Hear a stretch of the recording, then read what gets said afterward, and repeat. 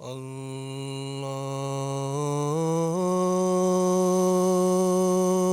أكبر.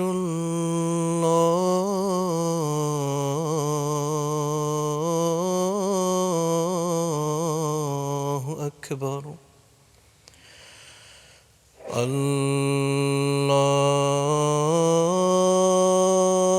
الله أكبر.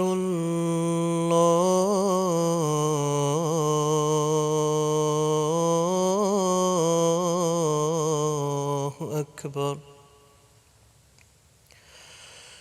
أشهد أن لا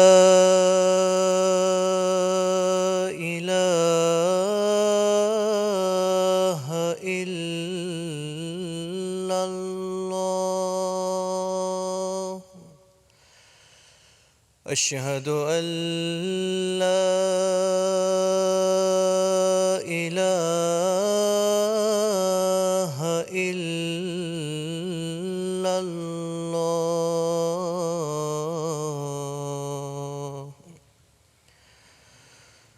أشهد أن محمدًا رسول الله.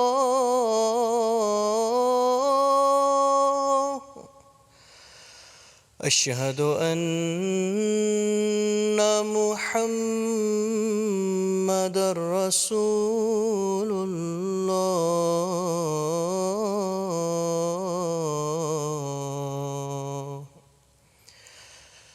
حي على الصلاة.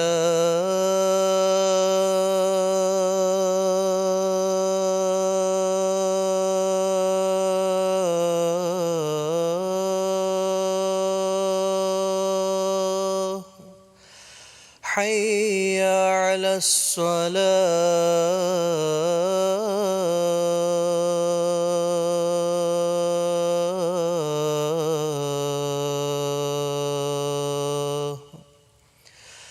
حي على الفلاح.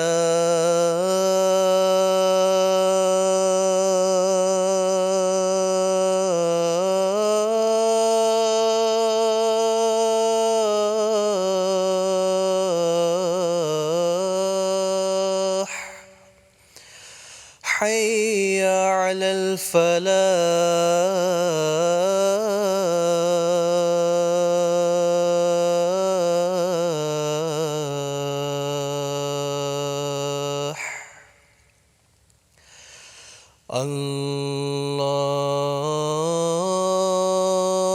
الله أكبر.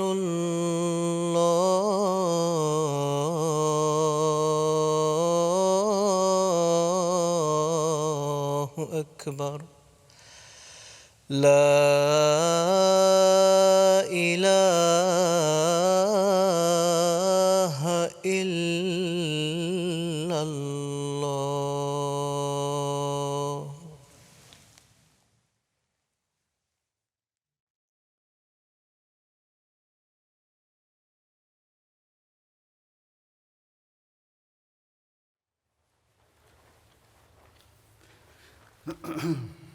السلام علیکم ورحمۃ اللہ.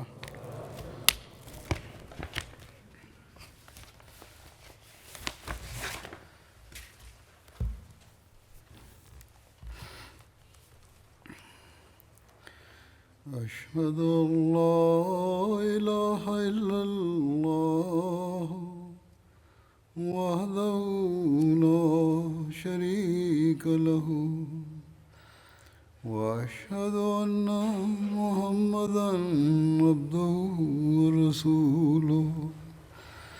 أما بعد فأعوذ بالله من الشيطان الرجيم. بسم الله الرحمن الرحيم. الحمد لله رب العالمين.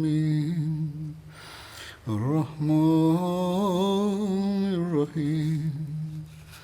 مالك يوم الدين. إياك نعبد وإياك نستعين.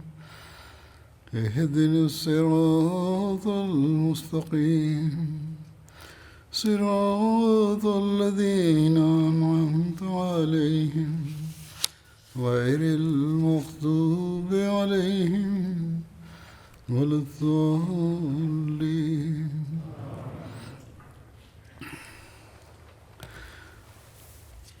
حضرت ابوبکر رضی اللہ عنہ کے شام کی طرف بھیجے ہوئے لشکروں کا ذکر ہو رہا تھا جو دشمن کو جارحیت سے روکنے کے لیے بھیجے گئے تھے.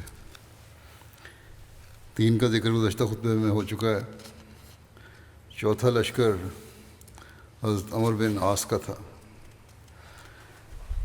اس کے بارے میں لکھا ہے کہ حضرت ابوبکر نے ایک لشکر حضرت عمر بن عاص کی قیادت میں شام کی طرف روانہ کیا تھا. حضرت عمر بن عاص شام جانے سے قبل قضاء کے ایک حصے کے صدقات کی تحصیل کے لیے مقرر تھے، جبکہ قضاء کے دوسرے نصف حصے کے صدقات کی تحصیل کے لیے حضرت ولید بن عقبہ مقرر کیے گئے تھے. جب حضرت ابوبکر نے شام کی جانب مختلف لشکر روانہ فرمانے کا ارادہ فرمایا تو ان کی خواہش تھی کہ حضرت عمر بن عاص کو شام کی طرف بھیجیں، لیکن ان کے کارناموں کی وجہ سے، حضرت عمر کے کارناموں کی وجہ سے جو انہوں نے فتنہ ارتداد کو ختم کرنے کے لیے انجام دیے تھے، حضرت ابوبکر نے انہوں نے یہ اختیار دیا کہ خواہ وہ قضاء میں ہی مقیم رہیں یا شام جا کر وہاں کے مسلمانوں کی تقویت کا باعث بنیں. چنانچہ حضرت ابوبکر نے حضرت عمر بن عاص کو خط لکھا کہ اے ابو عبداللہ، میں تم کو ایک ایسے کام میں مصروف کرنا چاہتا ہوں جو تمہاری دنیا اور آخرت دونوں کے لیے بہترین ہے، سوائے اس کے کہ تمہیں وہ کام زیادہ پسند ہو جو تم انجام دے رہے ہو. اس کے جواب میں حضرت عمر بن عاص نے حضرت ابوبکر کو یہ لکھا کہ میں اسلام کے تیروں میں سے ایک تیر ہوں، اور اللہ کے بعد آپ ہی ایسے شخص ہیں جو ان تیروں کو چلانے اور جمع کرنے والے ہیں. آپ دیکھیں کہ ان میں سے جو تیر نہایت سخت، زیادہ خوفناک اور بہترین ہو اسے اس طرف چلا دیجئے جس طرف آپ کو کوئی خطرہ نظر آئے. یعنی کہ میں تو ہر طرح تیار ہوں ہر قسم کے خطرے میں جانے کے لیے. جب حضرت عمر بن عاص مدینہ آئے تو حضرت ابوبکر نے انہیں حکم دیا کہ مدینہ سے باہر جا کر خیمہ زن ہو جائیں تاکہ لوگ آپ کے ساتھ جمع ہوں. اشراف قریش میں سے بہت سے لوگ آپ کے ساتھ شامل ہوئے. جب فیصلہ ہو گیا کہ شام کی طرف جانا ہے تو پھر حضرت عمر بن عاص کو مدینہ بلایا گیا. وہاں آئے اور پھر یہاں آپ کے ساتھ لشکر تیار کرنے کے لیے آپ کو مدینہ کے باہر میں حضرت نے فرمایا کہ مدینہ کے باہر خیمہ زن ہو جائیں تاکہ لوگ آپ کے پاس آئیں.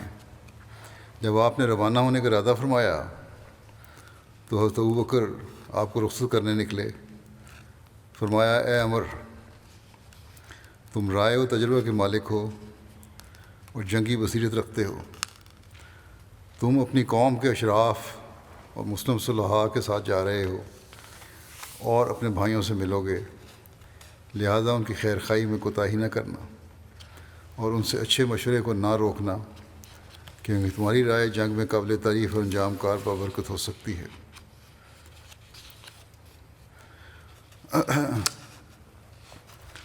اگر وہ مشورہ دے تو ان سے اچھے مشورے کو نہ روکنا، اگر تمہاری طرف کوئی تجویز ہے تو اس کو بھی بے شک استعمال کرنا. حضرت عمر بن عاص نے عرض کیا، کتنا بہتر ہے میرے لیے کہ میں آپ کے گمان کو سچ کر دکھاؤں اور آپ کی رائے میرے بارے میں خطا نہ کرے. حضرت عمر بن عاص اپنے لشکر کے ساتھ روانہ ہو گئے. آپ کی فوج 6-7 ہزار کے درمیان تھی اور ان کی منزل مقصود فلسطین تھی. حضرت عمر نے 1000 مجاہدین پر مشتمل دستہ تیار کیا اور حضرت عبداللہ بن عمر کی قیادت میں روم کی پیش قدمی کی جانب روانہ کیا. یہ دستہ رومیوں سے جا ٹکرایا اور دشمن کی قوت کو پارا پارا کر کے ان پر فتح حاصل کی اور بعض قیدیوں کے ساتھ واپس ہوا۔ حضرت عمر بن عاص نے ان قیدیوں سے پوچھ گچھ کی، جس سے پتہ چلا کہ رومی فوج رویس کی قیادت میں مسلمانوں پر اچانک حملہ کرنے کی تیاری میں ہے۔ ان معلومات کی روشنی میں حضرت عمر نے اپنی فوج کو منظم کیا۔ جب رومی حملہ آور ہوئے تو مسلمان ان کا حملہ روکنے میں کامیاب ہو گئے اور رومی فوج کو واپس ہونے پر مجبور کر دیا، اور اس کے بعد ان پر جوابی حملہ کر کے دشمن کی قوت کو تباہ کر دیا اور راہ فرار اختیار کرنے اور میدان چھوڑنے پر مجبور کر دیا۔ اسلامی فوج نے ان کا پیچھا کیا اور روم کے ہزاروں فوجی مارے گئے، اور اسی پر یہ معرکہ ختم ہو گیا۔ ان لشکروں کے روانہ کر کے حضرت ابوبکر نے اطمینان کا سانس لیا۔ انہیں کامل امید تھی کہ اللہ ان فوجوں کے ذریعے سے مسلمانوں کو رومیوں پر غلبہ عطا فرمائے گا۔ وجہ یہ تھی کہ ان میں 1000 سے زیادہ مہاجر اور انصار صحابہ شامل تھے، جنہوں نے ہر موقع پر انتہائی وفاداری کا ثبوت دیا تھا اور ابتدائے اسلام میں رسول اللہ صلی اللہ علیہ وسلم کے دوش بدوش لڑائیوں میں حصہ لیا تھا۔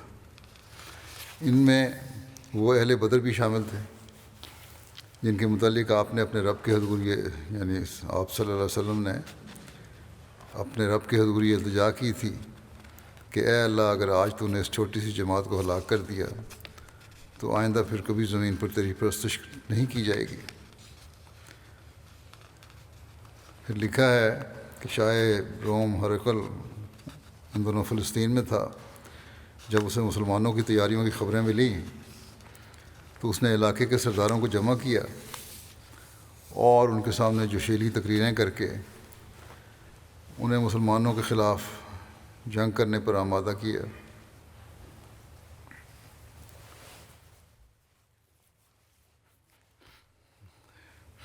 اس نے کہا مسلمانوں کے متعلق کہ یہ بھوکے ننگے غیر مہذب لوگ صحرائے عرب سے نکل کر تم پر حملہ آور ہونا چاہتے ہیں۔ تم انہیں ایسا منہ توڑ جواب دو کہ پھر یہ کبھی تمہاری طرف دیکھنے کی بھی جرت نہ کر سکیں۔ سامان حرب اور فوجیوں کے ذریعے سے تمہاری پوری مدد کی جائے گی۔ جو امرات تم پر مقرر کیے گئے ہیں تم دل و جان سے ان کی اطاعت کرو، فتح تمہاری ہوگی۔ یہ ہرقل نے وہاں کے لوگوں کو یہ تقریر کی عربوں کے خلاف ابھارنے میں، مسلمانوں کے خلاف ابھارنے میں۔ فلسطین کے لوگوں کو مسلمانوں کے خلاف آمادہ پکار کر کے ہرقل دمشق آیا، وہاں سے حمص اور انطاکیہ پہنچا، اور فلسطین کی طرح ان علاقوں میں بھی اس نے جوشیلی تقریریں کر کے وہاں کے لوگوں کو مسلمانوں کے خلاف جنگ کرنے پر آمادہ کیا۔ خود انطاکیہ کو ہیڈ کوارٹر بنا کر مسلمانوں سے مقابلے کی تیاریاں کرنے لگا۔ روم کی شام میں 2 افواج تھیں، ایک فلسطین میں اور دوسری انطاکیہ میں، اور ان دونوں افواج نے درج ذیل مقامات پر اپنے مراکز بنا رکھے تھے۔ نمبر 1 انطاکیہ، یہ رومی سلطنت کے دور میں یہ شام کا دارالسلطنت تھا۔ دوسرا کنسترین، یہ شام کی سرحد ہے جو شمال مغرب میں فارس کے مقابل پڑتی ہے۔ تیسرا حمص، یہ شام کی سرحد ہے جو شمال مشرق میں فارس کے مقابل پڑتی ہے۔ چوتھا عمان، بلقاء کا صدر مقام، یہاں مضبوط اور محفوظ قلعہ تھا۔ پانچواں اجنادین، یہ فلسطین کے جنوب میں روم کا عسکری مرکز تھا جو بلاد عرب کی مشرقی اور مغربی سرحدوں اور حدود مصر سے ملتا تھا۔ چھٹا کیساریہ، یہ فلسطین کے شمال میں حیفا سے 13 کلومیٹر پر واقع ہے اور اس کے کھنڈر ابھی تک باقی ہیں۔ رومی ہائی کمان کا مرکز انطاکیہ یا حمص تھا۔ ایک روایت میں یہ بھی ذکر ملتا ہے کہ جب ہرقل کو اسلامی لشکروں کی آمد کی خبر ملی تو اس نے پہلے اپنی قوم کو جنگ سے باز رہنے کا مشورہ دیا اور کہا کہ میری رائے ہے کہ تم مسلمانوں سے صلح کر لو، خدا کی قسم اگر ان میں سے شام کی نصف پیداوار پر صلح کرو گے اور تمہارے پاس نصف پیداوار اور روم کا علاقہ رہا تو تمہارے لیے اس سے بہتر ہے کہ وہ شام کے تمام علاقے اور روم کے نصف علاقے پر قابض ہو جائیں۔ مگر اہل روم اٹھ کر چلے گئے اور انہوں نے اس کی بات نہیں مانی، اس لیے وہ انہیں اکٹھا کر کے ہمس لے گیا اور وہاں اس نے فوجیوں اور لشکروں کی تیار کرنا شروع کیا۔ ہمس کے بعد ہرقل انطاکیہ گیا۔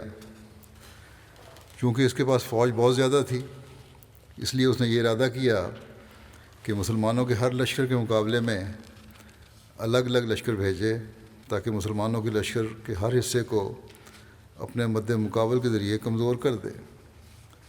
چنانچہ اس نے اپنے بھائی تدارک کو 90,000 فوج دے کر حضرت عمر کے مقابلے میں بھیجا اور جرجہ بن توزر کو حضرت یزید بن ابو سفیان کے مقابلے کے لیے بھیجا۔ اسی طرح قیقار بن نستوس کو 60,000 فوج دے کر حضرت ابو عبیدہ کی طرف روانہ کیا اور حضرت شرابیل بن حسنہ کے مقابلے کے لیے دراقس کو بھیجا۔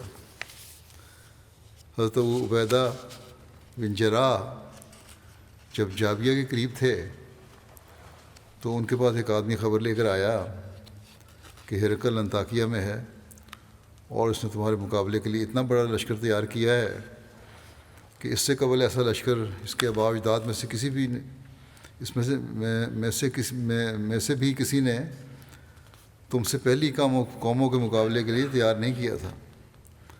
اس پر حضرت ابو عبیدہ نے حضرت ابو بکر کو خط لکھا کہ مجھے یہ اطلاع ملی ہے کہ شاہ روم ہرقل شام کی ایک بستی جسے انطاکیہ کہتے ہیں وہاں آ کر قیام پذیر ہوا ہے اور اپنی سلطنت کے لوگوں کی طرف آدمی بھیجے کہ انہیں جمع کر کے لائیں۔ چنانچہ لوگ ہر مشکل اور آسان راستوں سے ہوتے ہوئے ہرقل کی طرف آئے، لہٰذا میں نے مناسب سمجھا کہ آپ کو اس کی اطلاع بھیج دوں تاکہ اس بارے میں آپ فیصلہ کر سکیں۔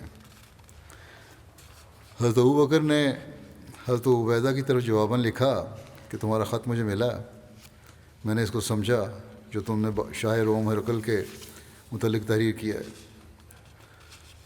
پھر فرمایا کہ انطاکیہ میں اس کا قیام کرنا، اس کی اور اس کے ساتھیوں کی شکست اور اس میں اللہ کی طرف سے تمہاری اور مسلمانوں کی فتح ہے، گھبرانے کی کوئی بات نہیں۔ تم نے جو ہرقل کے اپنے مملکت کے لوگوں کو جمع کرنے اور کثیر تعداد میں لوگوں کے جمع ہونے سے متعلق تحریر کیا ہے تو یہ ہم اور تم پہلے سے جانتے ہیں کہ وہ ایسا کریں گے، کیونکہ کوئی قوم بغیر قتال کے اپنے بادشاہ کو نہ چھوڑ سکتی ہے اور نہ اپنی مملکت سے نکل سکتی ہے۔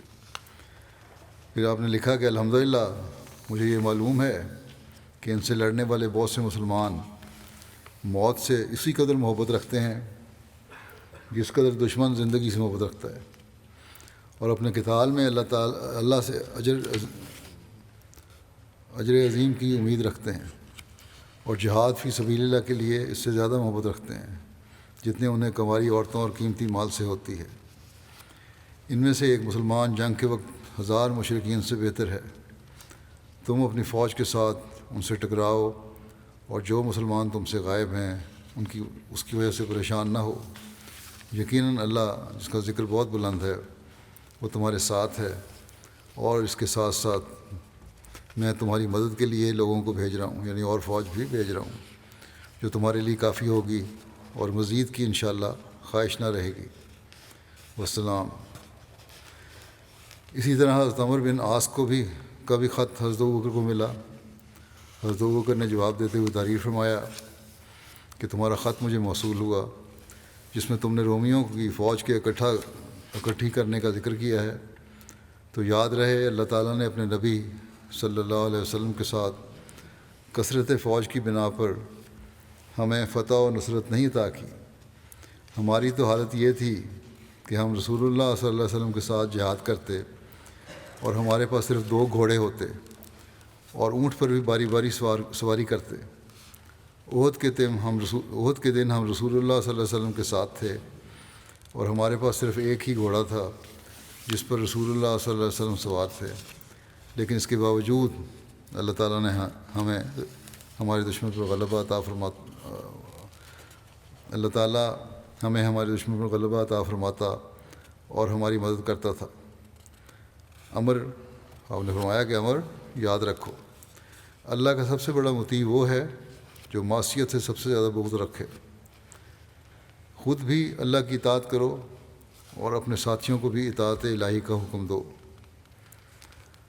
حضرت یزید بن ابو سفیان نے بھی حضرت ابوبکر کو خط میں وہاں کے حالات لکھتے ہوئے مدد طلب کی، جس کے جواب میں حضرت ابوبکر نے لکھا کہ جب ان سے تمہارا مقابلہ ہو تو اپنے ساتھیوں کو لے کر ان پر ٹوٹ پڑو اور ان سے قتال کرو، اللہ تعالیٰ تمہیں رسوا نہیں کرے گا۔ اللہ تعالیٰ نے ہمیں خبر دی ہے کہ اللہ کے حکم سے چھوٹا گروہ بڑے گروہ پر غالب آ جاتا ہے، اور اس کے باوجود میں تمہاری مدد کے لیے مجاہدین پر مجاہدین بھیج رہا ہوں، یہاں تک کہ تمہارے لیے کافی ہو جائیں گے اور مزید کی حاجت نہ محسوس کرو گے انشاءاللہ۔ والسلام، دستخط فرمایا حضرت ابوبکر نے۔ حضرت ابوبکر نے جب یہ خط حضرت عبداللہ بن قرط کو حضرت یزید کی طرف سے لے جانے کے لیے دیا اور حضرت عبداللہ آپ کو خط لے کر روانہ ہوئے، یہاں تک کہ حضرت یزید کے پاس پہنچے اور یہ خط مسلمانوں کے سامنے پڑھا، جس سے مسلمان بہت خوش ہوئے۔ حضرت ابوبکر نے ہاشم بن عتبہ کو بلایا اور ان سے فرمایا، اے ہاشم، یقیناً تمہاری سعادت مندی اور نیک بختی ہے کہ تم ان لوگوں میں سے ہو جس سے امت اپنے دشمن مشرکین کے خلاف جہاد میں مدد حاصل کر رہی ہے، اور جس کی خیر خواہی، صحت رائے، پاک دامنی اور جنگی صلاحیت پر حاکم کو اعتماد و بھروسہ ہے۔ مسلمانوں نے مجھے خط لکھ کر، حضرت ابوبکر نے انہوں نے فرمایا یہ فوج تیار کرنے کے لیے جو بھیجنے لگے تھے کہ ہاشم کو، کہ مسلمانوں نے مجھے خط لکھ کر اپنے دشمن کفار کے مقابلے میں مدد طلب کی ہے، تو تم اپنے ساتھیوں کو لے کر ان کے پاس جاؤ، میں لوگوں کو تمہارے ساتھ جانے پر تیار کر رہا ہوں، تم یہاں سے روانہ ہو جاؤ یہاں تک کہ ابو عبیدہ سے جا ملو۔ حضرت ابوبکر لوگوں میں کھڑے ہوئے اور اللہ کی حمد و ثنا بیان کی۔ اس کے بعد فرمایا اما بعد، یقیناً تمہارے مسلمان بھائیوں میں سے کچھ خیر و عافیت سے ہیں، کچھ زخمی ہیں جن کا دفاع کیا جا رہا ہے اور ان کی دیکھ بھال کی جا رہی ہے۔ اللہ تعالیٰ نے دشمن کے دلوں میں ان کا رعب بٹھا دیا ہے، انہوں نے اپنے قلعوں میں پناہ لے کر ان کے دروازے بند کر لیے ہیں۔ مسلمانوں کی طرف سے پیغام رساں یہ خبر لائے ہیں کہ شاہ روم ہرقل نے ان کے سامنے سے بھاگ کر شام کے کنارے ایک بستی میں پناہ لے لی ہے۔ انہوں نے ہمیں یہ خبر بھیجی ہے کہ ہرقل نے اس جگہ سے بہت بڑی فوج مسلمانوں سے مقابلے کے لیے روانہ کی ہے۔ میرا ارادہ ہے کہ تمہارے مسلمان بھائیوں کی مدد کے لیے تمہاری فوج روانہ کروں، اللہ تعالیٰ ان کے ذریعے سے ان کی پشت مضبوط کرے گا، اور یعنی اس فوج کے ذریعے سے مسلمانوں کی پشت مضبوط کرے گا اور دشمن کو ذلیل کرے گا اور ان کے دلوں میں اس کا رعب ڈال دے گا۔ اللہ تعالیٰ تم پر رحم فرمائے۔ ہاشم بن عتبہ کے ساتھ تیار ہو جاؤ اور اللہ سے اجر و خیر کی امید رکھو، اگر تم کامیاب ہوئے تو فتح و غنیمت حاصل ہوگی، اور اگر ہلاک ہوئے تو شہادت و کرامت حاصل ہوگی۔ پھر حضرت ابوبکر اپنے گھر آئے اور لوگ ہاشم بن عتبہ کے پاس جمع ہونے لگے، یہاں تک کہ ان کی تعداد بڑھ گئی۔ جب 1000 ہو گئے تو حضرت ابوبکر نے انہیں کوچ کرنے کا حکم دے دیا۔ ہاشم نے حضرت ابوبکر کو سلام کیا اور الوداع کہا۔ حضرت ابوبکر نے ان سے فرمایا، اے ہاشم، ہم بڑے بوڑھے کی رائے، مشورہ اور حسن تدبیر سے استفادہ کیا کرتے تھے، اور نوجوانوں کے صبر، قوت اور شجاعت پر بھروسہ کرتے تھے، اور اللہ تعالیٰ نے تمہارے اندر یہ سب مسائل جمع کر دیے ہیں۔ تم ابھی نو عمر اور خیر کی طرف بڑھنے والے ہو۔ جب دشمن سے مٹ بھیڑ ہو تو ڈٹ کر مقابلہ کرنا اور صبر کا مظاہرہ کرنا، اور یاد رکھو اللہ کی راہ میں جو قدم بھی تم اٹھاؤ گے، جو خرچ بھی کرو گے، اور جو پیاس، تھکاوٹ اور بھوک تمہیں لاحق ہوگی، اس کے بدلے اللہ تعالیٰ تمہارے نامہ اعمال میں عمل صالح لکھے گا۔ اللہ تعالیٰ احسان کرنے والوں کے اجر کو ضائع نہیں کرتا۔ ہاشم نے عرض کیا کہ اگر اللہ نے میرے ساتھ خیر خواہی چاہی تو مجھے ایسا ہی کرے گا، میں ایسا ہی کروں گا۔ قوت و طاقت اللہ ہی عطا کرنے والا ہے، اور میں امید رکھتا ہوں کہ اگر میں مارا نہ گیا تو میں ان سے لڑوں گا، پھر ان سے لڑوں گا، پھر ان سے لڑوں گا۔ پھر کہا کہ مجھے امید ہے کہ اگر میں قتل نہ کیا گیا تو میں ان سے بار بار لڑائی کروں گا، یا انہوں نے یہ کہا کہ میری خواہش ہوگی کہ میں تو قتل کیا جاؤں اور بار بار قتل کیا جاؤں۔ یہ روایتیں دو ہیں۔ پھر ان سے ان کے چچا حضرت سعد بن ابی وقاص نے کہا کہ اے بھتیجے، تم جو بھی نیزے چلاؤ اور جو ضرب بھی لگاؤ، اس سے مقصود اللہ کی رضا ہو، اور جان لو کہ تم بہت جلد دنیا سے رخصت ہونے والے ہو، اور عنقریب اللہ کی طرف لوٹنے والے ہو، اور دنیا سے لے کر آخرت تک تمہارے ساتھ سچائی کا قدم ہوگا جو تم نے اٹھایا ہوگا، یا عمل صالح ہوگا جو تم نے کیا ہے۔ ہاشم نے کہا چچا جان، آپ میری طرف سے اس بارے میں بالکل بے خوف رہیں۔ اگر میرا قیام و سفر، صبح شام کی نقل و حرکت، کوشش کرنا اور لشکر کشی کرنا، اور اپنے نیزے سے زخم لگانا اور اپنے تلوار سے ضرب لگانا لوگوں کو دکھانے کے لیے ہو تو پھر میں خسارہ اٹھانے والوں میں سے ہو جاؤں گا، یعنی کہ میرا ہر عمل تو اللہ کی خاطر ہوگا، لوگوں کے لیے نہیں۔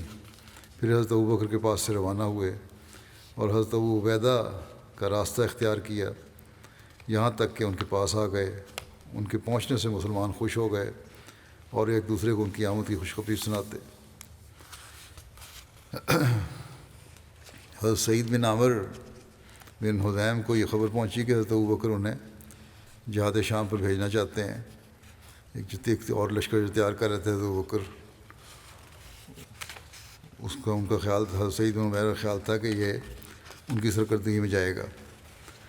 بہرحال ان کو یہ خبر پہنچی، لیکن جب حضرت ابوبکر نے کچھ تاخیر کر دی اور کچھ دن ان سے ذکر کرنے سے رکے رہے تو حضرت سعید حضرت ابوبکر کے پاس آئے اور عرض کیا، اے ابوبکر، اللہ کی قسم مجھے یہ خبر ملی تھی کہ آپ مجھے رومیوں کی جانب بھیجنے کا ارادہ رکھتے ہیں، مگر پھر میں نے دیکھا کہ آپ نے خاموشی اختیار کر لی۔ میں نہیں جانتا کہ میرے بارے میں آپ کے دل میں کیا خیال آیا ہے۔ اگر آپ میرے علاوہ کسی اور کو امیر بنا کر بھیجنا چاہتے ہیں تو مجھے اس کے ساتھ بھیج دیں، میرے لیے اس سے بڑھ کر کوئی خوشی والی بات نہیں ہوگی۔ اور اگر آپ کسی کو بھی بھیجنا نہیں چاہتے تو میں جہاد کا شوق رکھتا ہوں، آپ مجھے اجازت دیں کہ میں مسلمانوں سے جا ملوں۔ اللہ آپ پر رحم فرمائے۔ میرے سامنے ذکر کیا گیا ہے کہ رومیوں نے بہت بڑا لشکر جمع کیا ہے۔ اس پر حضرت ابوبکر نے فرمایا، اے سعید بن عامر، تم رحم کرنے والوں سے بڑھ کر تمام رحم کرنے والوں سے بڑھ کر رحم کرنے والا تم پر رحم کرے۔ جہاں تک میں تمہیں جانتا ہوں، تمہارا شمار تواضع اختیار کرنے والوں، صلہ رحمی کرنے والوں، صبح کے وقت تہجد ادا کرنے والوں اور بکثرت اللہ کا ذکر کرنے والوں میں سے ہوتا ہے۔ تو سعید نے آپ سے عرض کیا کہ اللہ آپ پر رحم کرے، اللہ کی مجھ پر اس سے بڑھ کر احسانات ہیں، اسی کا فضل اور احسان ہے۔ بخدا جہاں تک میں آپ کو جانتا ہوں، آپ حق کو کھل کر بیان کرنے والے، انصاف کے ساتھ مضبوطی سے کھڑے ہونے والے، مومنوں کے ساتھ بہت رحم کرنے والے، کافروں کے مقابلے میں انتہائی سخت ہیں۔ آپ عدل کے ساتھ فیصلہ کرتے ہیں اور مال کی تقسیم کے وقت کسی کو ترجیح نہیں دیتے۔ اس پر حضرت ابوبکر نے انہیں فرمایا، بس کرو اے سعید، بس کرو، اللہ آپ پر رحم کرے، جاؤ اور جنگ پر جانے کی تیاری کرو۔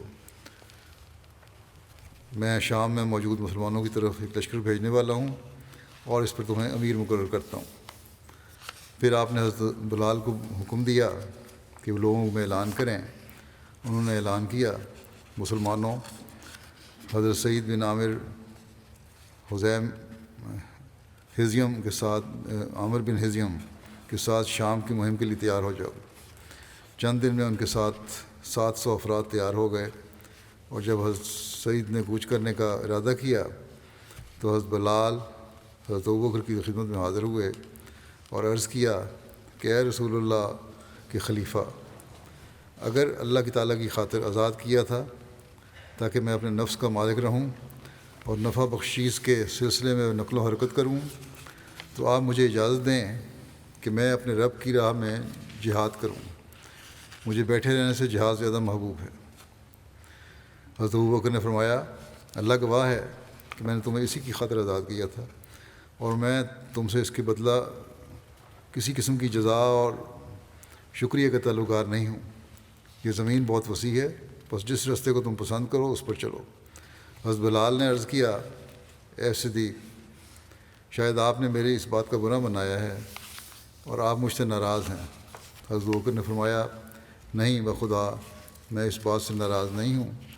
میں چاہتا ہوں کہ تم میری خواہش کی وجہ سے اپنی خواہش کو ترک مت کرو، کیونکہ تمہاری خواہش تمہیں اللہ کی اطاعت کی طرف بلاتی ہے۔ حضرت بلال نے عرض کیا، اگر آپ چاہتے ہیں تو میں آپ کے پاس رک جاتا ہوں۔ حضرت ابوبکر نے فرمایا، اگر تمہاری خواہش جہاد کرنے کی ہے تو میں تمہیں ٹھہرنے کا حکم کبھی نہیں دوں گا، میں تمہیں صرف اذان کے لیے چاہتا ہوں، اور اے بلال، مجھے تمہاری جدائی سے وحشت محسوس ہوتی ہے، لیکن ایسی جدائی ضروری ہے جس کے بعد قیامت تک ملاقات نہ ہوگی۔ اے بلال، تم عمل صالح کرتے رہنا، یہ دنیا سے تمہارے زاد راہ ہو عمل صالح، اور جب تک تم زندہ رہو گے اس کی وجہ سے اللہ تمہارا ذکر باقی رکھے گا، اور جب وفات پاؤ گے تو اس کا بہترین ثواب عطا کرے گا۔ حضرت بلال نے آپ سے عرض کیا، اللہ آپ کو اس دوست اور بھائی کی طرف سے جزائے خیر عطا فرمائے۔ بخدا آپ نے جو ہمیں اللہ کی اطاعت پر صبر اور حق و عمل صالح پر مداومت کا حکم فرمایا ہے تو یہ کوئی نئی بات نہیں ہے، اور میں رسول اللہ صلی اللہ علیہ وسلم کے بعد کسی کے لیے اذان دینا نہیں چاہتا۔ پھر حضرت سعید بن عامر کے ساتھ حضرت بلال بھی روانہ ہو گئے۔ یہ بھی درخواست کی ہے کہ اگر صرف اذان کے لیے روکنا ہے تو میری اب خواہش یہی ہے کہ میں نہ اذان نہ دوں، کیونکہ میں دل نہیں مانتا کہ میں رسول اللہ صلی اللہ علیہ وسلم کے بعد کسی کے لیے اذان دوں۔ اس کے بعد حضرت ابوبکر کے پاس اور لوگ جمع ہو گئے۔ آپ نے حضرت معاویہ کو ان پر امیر بنایا اور انہیں ان کے بھائی حضرت یزید سے مل جانے کا حکم دیا۔ حضرت معاویہ روانہ ہو کر حضرت یزید سے جا ملے۔ جب حضرت معاویہ کا گزر حضرت خالد بن سعید کے پاس سے ہوا تو ان کی فوج کا بقیہ حصہ بھی حضرت معاویہ کے ساتھ ہو گیا۔ پھر حمزہ بن ابوبکر ہمدانی ایک لشکر لے کر حضرت ابوبکر کی خدمت میں حاضر ہوئے۔ اس لشکر کی تعداد 1000 کے قریب یا اس سے بھی زیادہ تھی۔ جب حضرت ابوبکر نے ان کی تعداد اور تیاری دیکھی تو آپ بہت خوش ہوئے اور فرمایا، مسلمانوں پر اللہ کے اس احسان پر تمام تعریفیں اسی کے لیے ہیں۔ اللہ ہمیشہ ان لوگوں کے ذریعے مسلمانوں کی مدد کر کے ان کی راحت کے سامان مہیا کرتا رہتا ہے۔ اس کے ذریعے وہ مسلمانوں کی پشت کو مضبوط کرتا ہے اور ان کے دشمن کی پشت کو توڑ کر رکھ دیتا ہے۔ پھر حمزہ نے حضرت ابوبکر سے عرض کیا، کیا آپ کے علاوہ مجھ پر کوئی اور بھی امیر ہوگا؟ حضرت ابوبکر نے فرمایا، ہاں، ہم نے 3 امیر مقرر کیے ہیں، تم ان میں سے جس کے ساتھ چاہو جا ملو۔ پھر جب حمزہ نے مسلمانوں سے ملے اور ان سے دریافت کیا کہ ان امراء میں سے کون سا امیر سب سے افضل اور نبی کریم صلی اللہ علیہ وسلم کی صحبت کے لحاظ سے سب سے بہترین ہے، تو انہیں بتایا گیا کہ حضرت ابو عبیدہ بن جراح، چنانچہ وہ ان سے جا ملے۔ یہ بھی ان لوگوں کا عشق رسول صلی اللہ علیہ وسلم کا اظہار تھا کہ جو قریب ہے آن وسلم کے راہ، میں اس کے ساتھ رہوں۔ جہادی وفود کے آنے کا سلسلہ مدینہ میں جاری رہا اور حضرت ابوبکر انہیں مہمات پر روانہ کرتے رہتے۔ دوسری طرف حضرت ابو عبیدہ برابر حضرت ابوبکر کو لکھتے رہے۔ رومی ان کے حاشیہ نشین قبائل مسلمانوں سے لڑنے کے لیے بھاری تعداد میں اکٹھے ہو رہے ہیں۔ رومی اور ان کے حاشیہ نشین قبائل مسلمانوں سے لڑنے کے لیے بھاری تعداد میں اکٹھے ہو رہے ہیں، اس لیے مجھے ارشاد فرمائیں کہ اس موقع پر کیا کرنا چاہیے۔ حضرت ابو عبیدہ کے پے در پے خطوط کے نتیجے میں حضرت ابو بکر نے حضرت خالد بن ولید کو شام بھیجنے کا فیصلہ کیا۔ حضرت ابو بکر نے فرمایا، اللہ کی قسم، میں ضرور خالد بن ولید کے ذریعے رومیوں کو ان کے شیطانی وسوسوں سے بھلا دوں گا۔ حضرت خالد اس وقت عراق میں تھے۔ جس وقت حضرت ابو بکر نے حضرت خالد کو شام جانے اور وہاں اسلامی افواج کی امارت سنبھالنے کا حکم دیا تو حضرت ابو عبیدہ کو لکھا، اما بعد میں نے شام میں دشمنوں سے جنگ کی قیادت خالد کو سونپ دی ہے، تم اس کی مخالفت نہ کرنا، ان کی بات سننا اور ان کے حکم کی تعمیل کرنا۔ میں نے ان کو تمہارے اوپر اس لیے قائد مقرر نہیں کیا کہ تم میرے نزدیک ان سے افضل نہیں ہو، لیکن میرے خیال میں جو جنگی مہارت انہیں حاصل ہے تمہیں نہیں۔ اللہ تعالی ہمارے اور تمہارے لیے خیر کا ہی ارادہ کرے۔ والسلام۔ حضرت خالد کی عراق سے شام کی طرف روانگی کے بارے میں لکھا ہے کہ جب حضرت ابوبکر کا خط حضرت خالد کو ملا تو وہ مختلف روایات ہیں اس کی کہ 800 یا 600 یا 500 یا 9,000 تک بھی ہے، یا 6,000 کی ہزاروں میں بھی ہیں، یہ جمعیت لے کر شام کی طرف روانہ ہو گئے۔ کچھ روایتوں میں سینکڑوں میں بات آتی ہے، کچھ میں ہزاروں میں۔ بہرحال شام کی طرف روانہ ہو گئے۔ جب حضرت خالد بن ولید قراقر مقام پر پہنچے تو آپ نے وہاں کے لوگوں پر حملہ کیا اور پھر وہاں سے صحرا کو عبور کرتے ہوئے انتہائی پرصعوبت سفر طے کرنے کے بعد اپنا سیاہ رنگ کا جھنڈا لہراتے ہوئے دمشق کے قریب ثنیۃ العقاب پہنچے۔ اس کے بارے میں لکھا ہے جھنڈے کے بارے میں کہ یہ رسول اللہ صلی اللہ علیہ وسلم کا جھنڈا تھا جس کا نام عقاب تھا۔ اس جھنڈے کی وجہ سے اس گھاٹی کا نام بھی ثنیۃ العقاب پڑ گیا۔ اس کے بعد دمشق کے مشرقی دروازے سے 1 میل کے فاصلے پر حضرت خالد نے ایک جگہ قیام فرمایا۔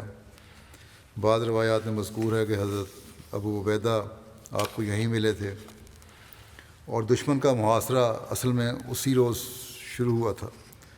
بعض روایات میں یہ بھی مذکور ہے کہ حضرت خالد نے دمشق کے سامنے زیادہ دن تک قیام نہ کیا بلکہ آگے بڑھ کر قنات بصرہ پہنچے۔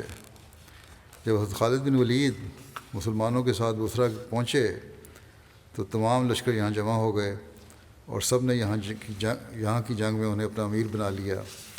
انہوں نے شہر کا محاصرہ کیا۔ بعض کہتے ہیں کہ اس جنگ کے قائد حضرت یزید بن ابو سفیان تھے، کیونکہ یہ دمشق کی عملداری میں تھا جس کے وہ والی اور قائد تھے۔ یہاں کے باشندوں نے اس پر صلح کی کہ مسلمانوں کو جزیہ دیں گے اور مسلمان ان کی جانوں اور ان کے اموال اور ان کی اولاد کو امان دیں گے۔ پھر مارکہ اجنادین ہے یا اجنادین، دونوں لکھے ہیں۔ اس کے بارے میں لکھا ہے کہ فلسطین کے نواحی علاقوں میں سے یہ ایک معروف بستی کا نام ہے۔ بصرہ کی فتح کے بعد حضرت خالد حضرت ابو عبیدہ، حضرت شرحبیل، حضرت یزید بن ابو سفیان کے ساتھ لے کر حضرت عمر بن عاص کی مدینہ کے لیے فلسطین کی طرف روانہ ہوئے، اس کی مدد کے لیے فلسطین کی طرف روانہ ہوئے۔ حضرت عمر اس وقت فلسطین کے نشیبی علاقوں میں مقیم تھے۔ آپ اسلامی لشکروں سے آ کر ملنا چاہتے تھے، مگر رومی لشکر ان کے تعاقب میں تھا اور اس کوشش میں تھا کہ انہیں جنگ پر مجبور کر دے۔ رومیوں نے جب مسلمانوں کی آمد کے متعلق سنا تو وہ اجنادین کی طرف ہٹ گئے۔ حضرت عمر بن عاص نے جب اسلامی لشکروں کے متعلق سنا تو وہ وہاں سے چل پڑے یہاں تک اسلامی لشکروں سے جا ملے اور پھر سب اجنادین کے مقام پر جمع ہو گئے اور رومیوں کے سامنے صف آرا ہو گئے۔ دوسری روایت یہ بھی ہے کہ اس کے مطابق اجنادین جانے سے قبل حضرت خالد بصرہ کی بجائے دمشق کا محاصرہ کیے ہوئے تھے اور حضرت ابو عبیدہ بھی ان کے ہمراہ تھے۔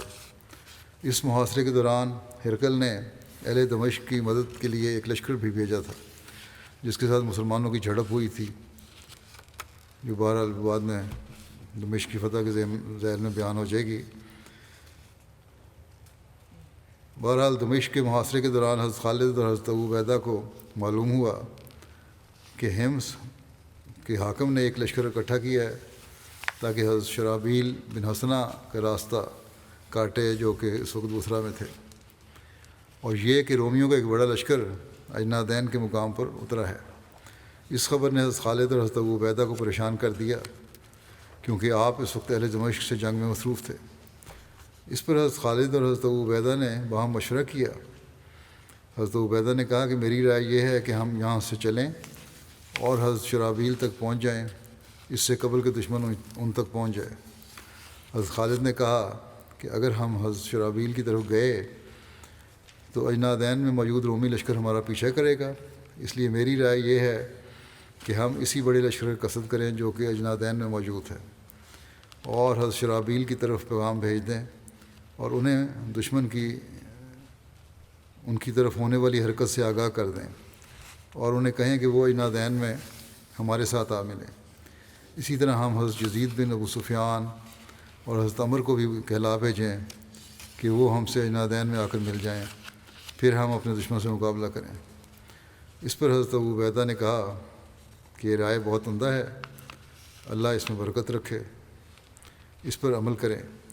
ایک روایت کے مطابق حضرت ابو عبیدہ نے حضرت خالد کو یہ مشورہ دیا تھا کہ ہمارا لشکر شام میں متفرق مقامات پر منتشر ہے، لہذا ان تمام کو خط لکھا جائے کہ وہ ہمیں اجنادین کے مقام پر آ کر ملیں۔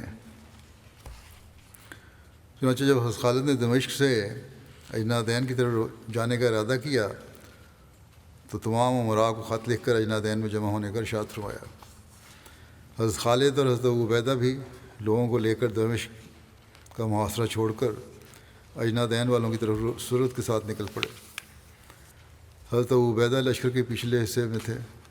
اہل دمشق نے تعاقب کر کے حضرت ابو عبیدہ کو جا لیا اور ان کا گھیراؤ کر لیا۔ آپ 200 آدمیوں کے ساتھ تھے۔ دراصل یہ عورتوں، بچوں اور مال و اسباب پر مشتمل قافلہ تھا۔ ایک روایت کے مطابق ان کی نگرانی اور حفاظت کے لیے 1000 سوار بھی موجود تھے۔ بہرحال جبکہ اہل دمشق بہت بڑی تعداد میں تھے، حضرت ابو عبیدہ نے ان سے شدید لڑائی کی۔ جب اس کی اطلاع حضرت خالد تک پہنچی جو کہ سواروں کے ساتھ لشکر کے اگلے حصے میں تھے، تو آپ واپس لوٹے اور آپ کے ساتھ دوسرے لوگ بھی لوٹے۔ پھر سواروں نے رومیوں پر حملہ کر دیا اور انہیں ایک دوسرے پر گراتے ہوئے 3 میل تک پیچھے دھکیل دیا، یہاں تک کہ واپس دمشق میں داخل ہو گئے۔ دوسری طرف اجنادین میں مقیم رومی فوج نے اپنے دوسرے لشکر کی جانب خط روانہ کیا اور انہیں بھی اجنادین آنے کی ہدایت کی۔ رومیوں کا یہ لشکر حضرت شرابیل پر حملہ کی غرض سے بصرہ کی طرف جا رہا تھا، چنانچہ وہ لشکر بھی اجنادین آ گیا۔ اسی طرح حضرت خالد کی ہدایت پر تمام اسلامی لشکر بھی اجنادین میں جمع ہو گئے۔ رومی سپہ سالار نے مسلمانوں کو کچھ دیر دلا کر واپس بھیجنا چاہا، کیونکہ ایرانیوں کی طرح اس کا بھی یہی خیال تھا کہ بھوکے ننگے لوگ ہیں، اپنے غریب ملک سے لوٹ مار کے لیے نکلے ہیں۔ وہ صدیوں کے غیر متمدن، جاہل، مفلس اور بے سر و سامان صحرا نشین عربوں سے کسی اعلیٰ مقصد کا تصور بھی نہیں کر سکتا تھا۔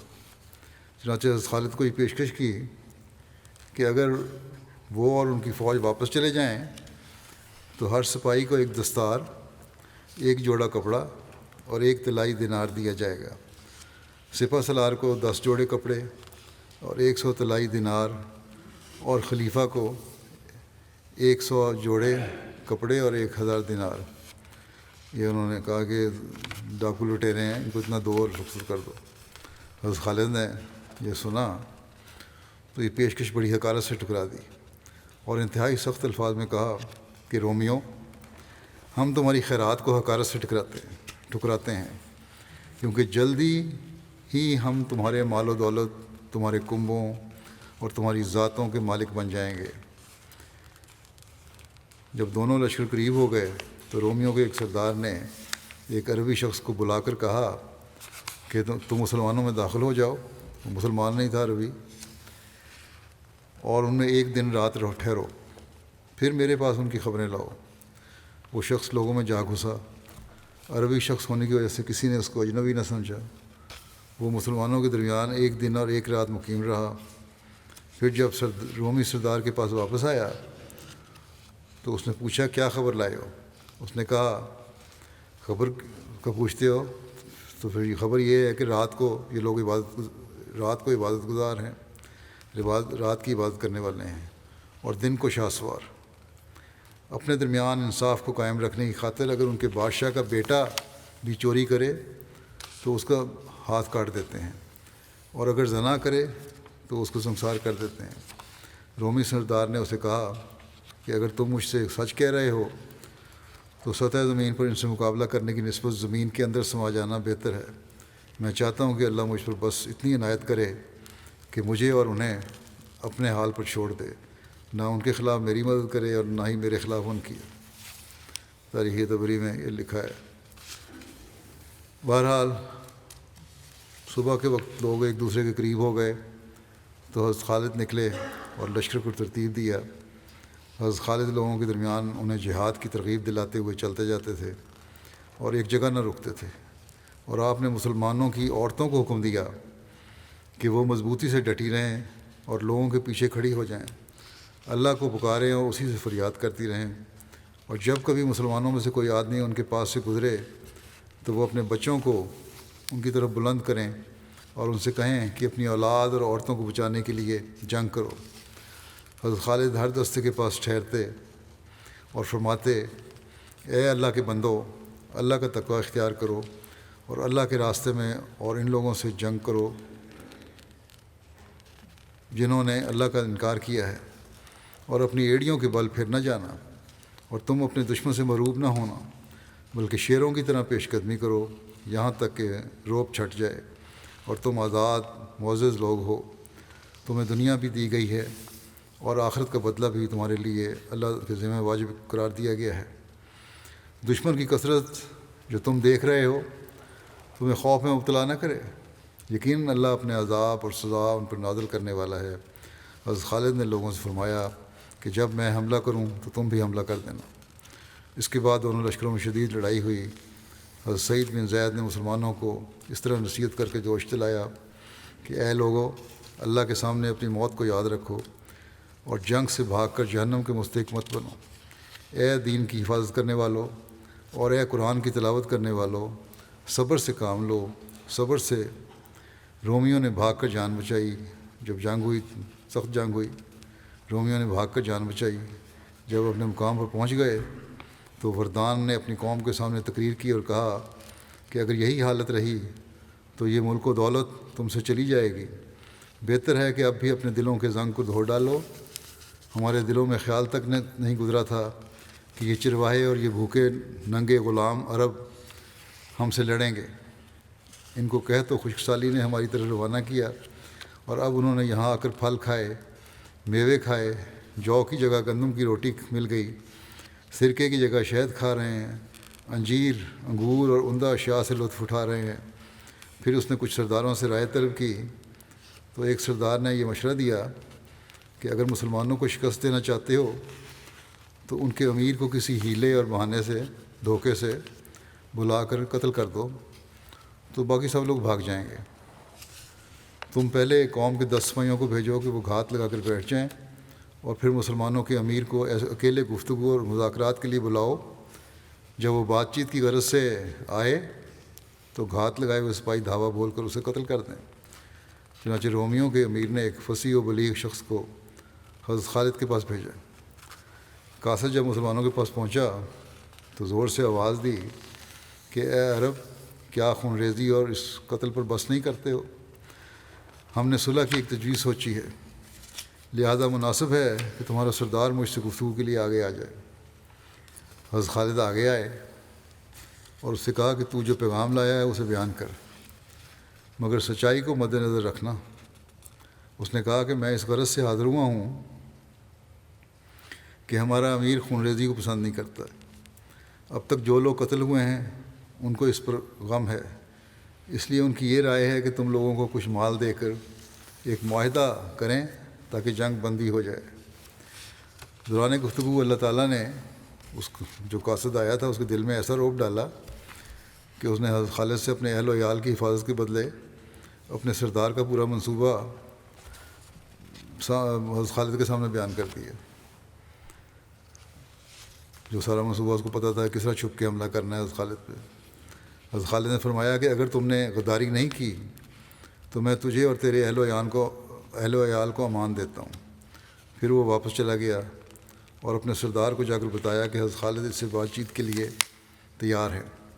وہ بہت خوش ہوا اور جو جگہ بات چیت کے لیے معین کی گئی تھی وہاں اپنے 10 سپاہیوں کو ایک ٹیلے کے پیچھے چھپا کر گھات لگانے کا حکم دیا. حضرت خالد نے ان کے منصوبے کو حضرت خالد جیسا کہ اس نے بتا دیا تھا اس کے منصوبے کو جان چکے تھے.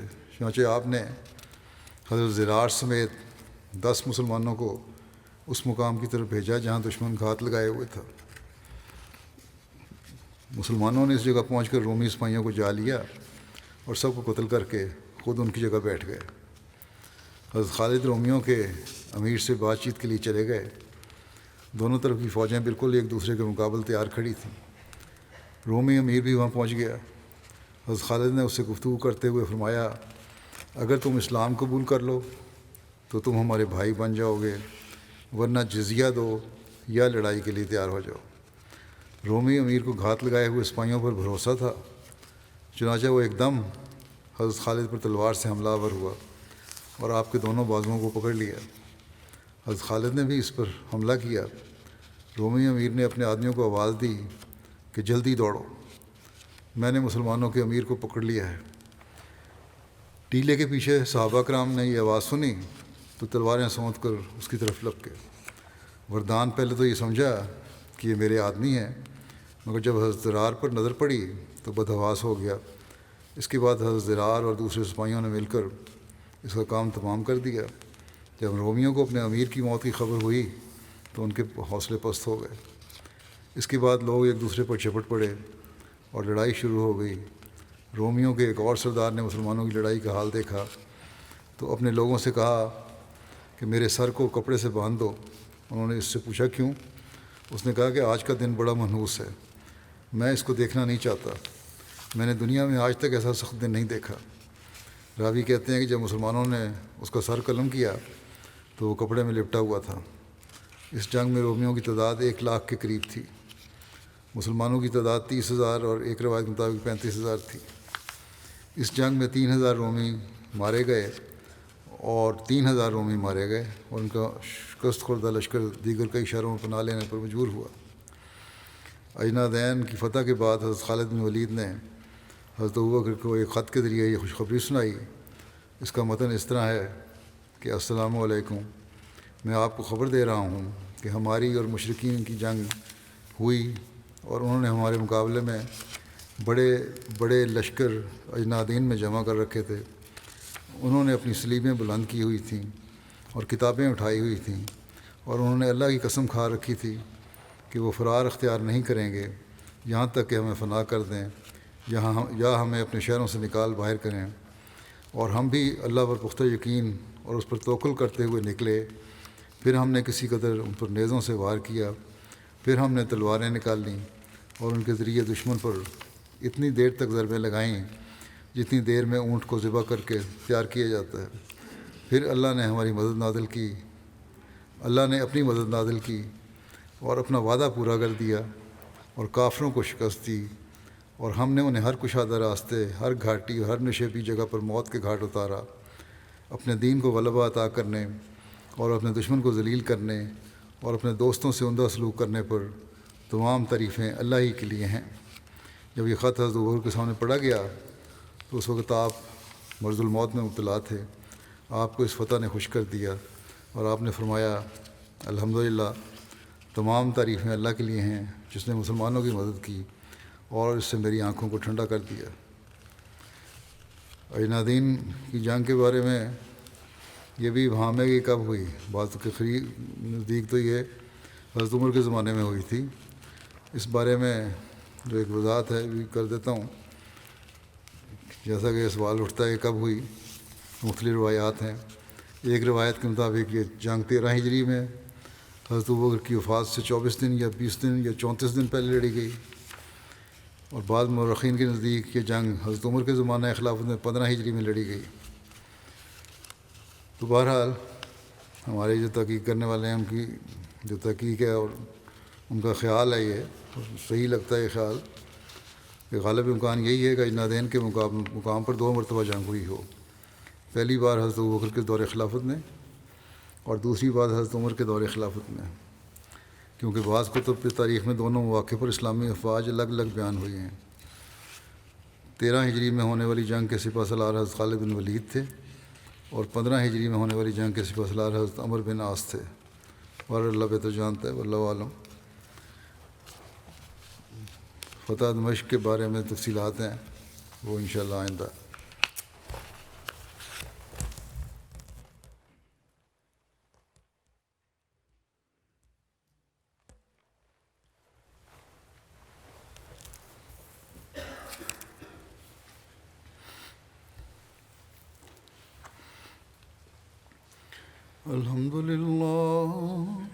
الحمد لله نحمده ونستعينه ونستغفره ونؤمن به ونتوكل عليه ونعوذ بالله من شرور أنفسنا ومن سيئات أعمالنا. من يهده الله فلا مضل له ومن يضلل فلا هادي له. ونشهد أن لا إله إلا الله ونشهد أن محمدا عبده ورسوله.